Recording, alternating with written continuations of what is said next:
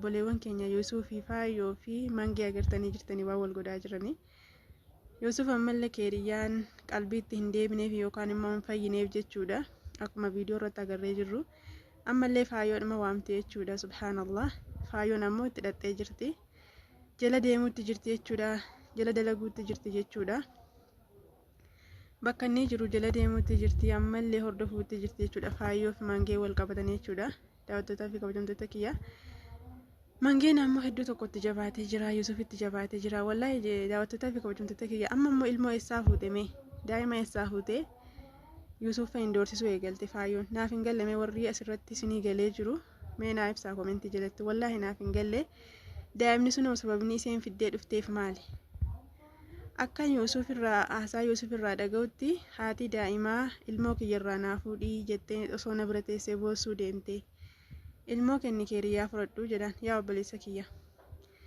Akkan gowwoomne qaalittiin kun keeriyyaa sirkaa baasuuf yookaan ammoo si harkatti galfachuuf waan baay'ee godhuutti jirti. Sababummaan ilmoo sana isheen fiddee dhufteef maaliif tokkoffaa? Ilmoon sunoo eessaa baate? Haadhi ilmoo sunoo eessaan sitti dhufte? Maalirraan sitti dhufte? Akkamiin ilmoo sana fuuchuu dandeesse? Akkamiin haati ilmoo immoo si bira dhufuu dandeesse yaa Yuusuf? Sheer godhaa biraan nagaa warri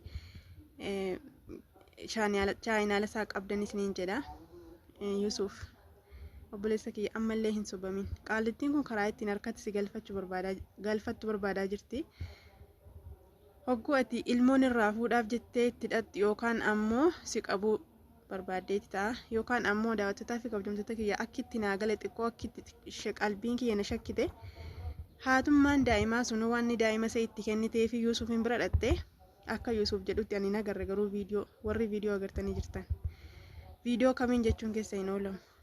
Viidiyoo haati daa'imaa Yuusuf bira dhatte warri agartanii jirtan. Ani garuu hin agarre. Jalallee deemee itti barreessee tarii chaayinaala isaa irratti gadhiise jedhee itti barreesse hin agarre. Haati ilmoo na bira dhuftee ilmoo kiyyarraa naa fuudhinaan jettee jedhee ture Yuusuf. Yaa Yuusuf.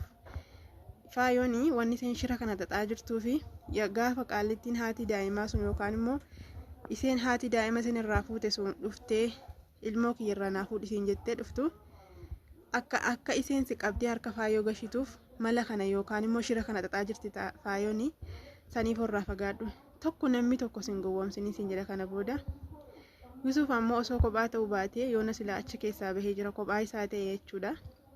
Osoo nama biraa qabaate osoo nama tokkoof biraa qabaate yookaan keeriyyaa namni tokko qabee fi inni ammoo nama ofirra eegaa fuudhee gale ittiin galata jechuudha obboleettii isaa. Garuu hagammaa kophaa isaa ta'e baay'ee rakkachuutti jira.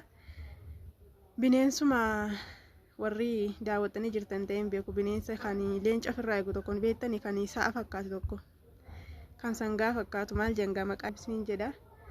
Rabbi waan nagaha walitti nu haa deebisu. Subscribe, share, like gochuun dagatinaa isiniin jedha. Keessumaa subscribe keessan like gochuu kan daganne isiniin jedha. Laakiin keessan hedduu na gargaara akka viidiyoon daddafee isin bira goggochuuf isin gargaara waan na gargaara yookaan immoo isin gargaara waan ta'eef like share gochuun dagatinaa isiniin jedha. Subscribe illee dagatinaa nagaan naa tura.